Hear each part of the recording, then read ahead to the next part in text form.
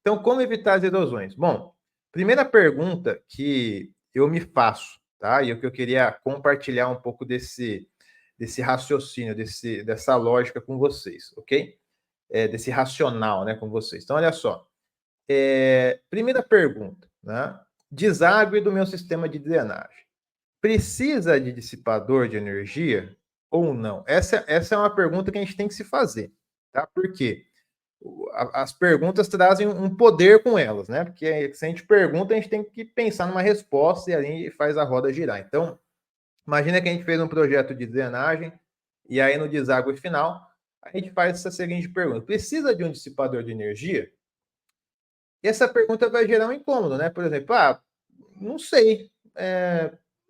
Talvez precise, talvez não. Talvez a gente fique um pouco na dúvida em relação a essa resposta, né? Será que precisa? Será que não precisa? Então, esse incômodo é importante para a gente começar a entender, né? E nos conectar com esse processo aqui de definição, né? Então, precisa de um dissipador de energia?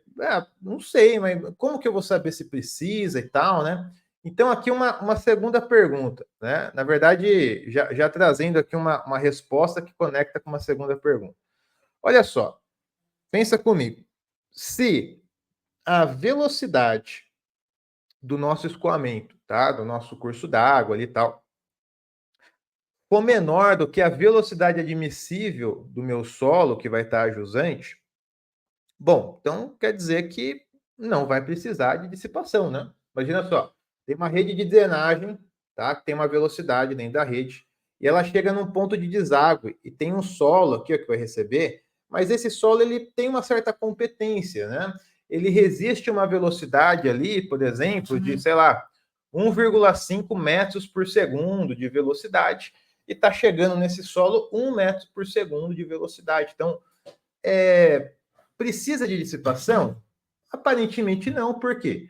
Se eu estou entregando para o meu solo uma velocidade de escoamento a qual é menor do que aquele solo suporta, não precisa de dissipação, correto? Porque eu não tenho velocidade suficiente, né, a ponto de gerar erosão naquele solo que é mais competente. Então, se descarta a possibilidade de dissipação de energia, porque não há necessidade, ok? O meu escoamento, né, se ele é super crítico, por exemplo, né, fluide acima de 1, fluide de 1,5, 2, por aí, né, aí para cima, esse escoamento super crítico, né, quando ele encontra, por exemplo, um escoamento subcrítico, vai se formar ali um ressalto hidráulico. E a gente sabe que o ressalto hidráulico é um escoamento mais turbulento e tal. Será que o nosso solo está preparado para receber, né, esse tipo de escoamento, esse fenômeno ali no deságue, né, sem sofrer erosão? Então perceba que esses questionamentos vão trazendo um pouco mais de clareza para a nossa tomada de decisão, tá? Mas sempre vai trazer à tona essa seguinte resposta: a nossa velocidade de saída da rede, ela é maior ou menor do que a velocidade admissível do solo, tá? Porque se ela for maior do que a velocidade admissível do solo, a chance é que vai ter erosão, né? Que vai ter erosão, tá? Então, se eu estou entregando para o solo 2 metros por segundo, ele suporta 1, bom, 2 metros por segundo vai gerar um processo de erosão naquele solo, ok? Muitas vezes esse processo de erosão pode ser até mais controlado. Se eu tenho um deságue num trecho plano, totalmente plano, e tem um processo de erosão ali que ele se forma, né, e se estabiliza, ok, né? Então, assim, gerou um processo de erosão que esse processo em si já ajudou a dissipar a saída da rede de drenagem no tempo 2. Isso aí pode acontecer. Mas se eu tenho um perfil já com certo declive e esse processo não se estabiliza, aí eu vou ter todos aqueles problemas que a gente acabou de ver ali. Então perceba que aqui a gente começa a entrar um pouco nessa racionalização, né? Se é necessário, se não é um dissipador de energia. E aqui eu trago para vocês o seguinte: tem um ábaco aqui em cima do Venture 59, né? Que aqui é o seguinte, pessoal. Eu tenho 4 curvas aqui de solos, né, com coesão. Então, argila, solo pouco argiloso, argila arenosa, né, areia menos 50%, solo muito argiloso. Então, são 4 curvas de tipos de solo distintos aqui, ok? Do lado esquerdo do gráfico, eu tenho uma porcentagem de vazios em cada um aqui desses tipos de solo. E do lado direito, eu tenho o nível de compactação desse solo, ou seja, aqui em cima um solo mais solto, ou um solo pouco compacto, ou um solo compacto, ou muito compacto, ok? Então, pessoal, como nós utilizamos esse ábaco aqui na prática, né? E no eixo horizontal nós temos a velocidade admissível do nosso solo.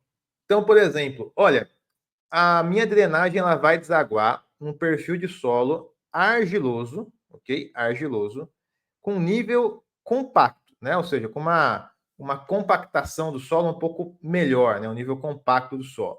Bom, se eu tenho esse nível compacto de uma argila, eu sairia aqui do lado esquerdo. Deixa eu até fazer aqui um print aqui, ó, para vocês acompanharem. Então, eu sairia aqui no nível médio aqui de compacto, tá? Encontraria aqui a minha curva da argila, que é essa segunda aqui, rebateria essa linha aqui embaixo, tá? E chegaria num valor aqui, ó, de aproximadamente 1,1 metro por segundo.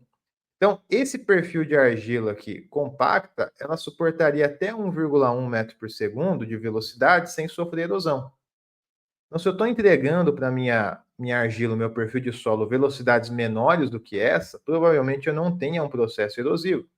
Se eu estou entregando velocidades maiores do que essa, provavelmente eu esteja entregando aqui um processo de erosão também para esse perfil de solo, ok? E perceba que conforme eu vou movimentando aqui para cima, né, essa análise, ou seja, solos mais soltos, o meu nível de velocidade vai diminuindo. Por exemplo, um solo pouco compacto para a mesma argila, né? Então, eu vou rebater aqui em cima. Pouco compacto já suportaria uma velocidade aqui, ó, próxima de 0,8 metros por segundo. Ao contrário, se eu tiver um solo muito compacto aqui para a mesma argila, né? Eu rebateria aqui velocidades próximas de 1,5. Então, perceba que não é somente o tipo de solo, mas também o nível de compactação que esse solo está disposto ali no terreno, tá? Então, se eu tenho um material mais solto, obviamente ele vai ser mais susceptível à erosão. Por isso que as velocidades admissíveis de um solo solto vão ser menores. Se eu tenho um solo mais compacto, ele vai ser mais resistente à erosão. Por isso que as velocidades do solo compacto são maiores, ok? Então, essa é uma forma de avaliar essas resistências dos nossos solos com parcela de coesão. Quando a gente faz um ensaio, por exemplo, de campo, pessoal, uma SPT, né? A gente tem ali o número de golpes, né? Para descer ali o nosso medidor ali. E a gente tem esse ensaio de percussão, uma forma de extrair desse ensaio uma caracterização do nosso solo e o nível de resistência desse solo. Então, se o solo recebeu lá 30 golpes para descer poucos centímetros, né? Bom, o solo tem uma compactação muito maior, uma resistência muito maior. Se você colocou só o amortecedor, ele já desceu 15 centímetros, pô, é um solo geleia, né? Muito solto. Então, você tem esse nível de clareza com esse tipo de ensaio, por exemplo, tá? Agora, se eu tiver um solo sem coesão, aí tem uma referência aqui do Shen, de 84, que é uma equação para a velocidade admissível de um material granular, ou seja, sem coesão, areia, pedrisco e tudo mais. Então, aqui se trabalha com 1,67 vezes o diâmetro médio da partícula desse solo, né, da areia, por exemplo. Tá? Então, se você tem uma granulometria desse material, você vai ter uma curva granulométrica, e com essa curva granulométrica você vai ter o diâmetro médio do material que vai estar ali em contato, né, com a saída da nossa rede. E esse diâmetro médio vai entrar nessa equação e nós vamos calcular a velocidade admissível aqui desse solo. E, obviamente, como o diâmetro está multiplicando, quanto maior o diâmetro, maior vai ser a velocidade admissível, né? Porque a água vai ter que gerar mais esforço para mobilizar aquela partícula que tem um tamanho maior, ok?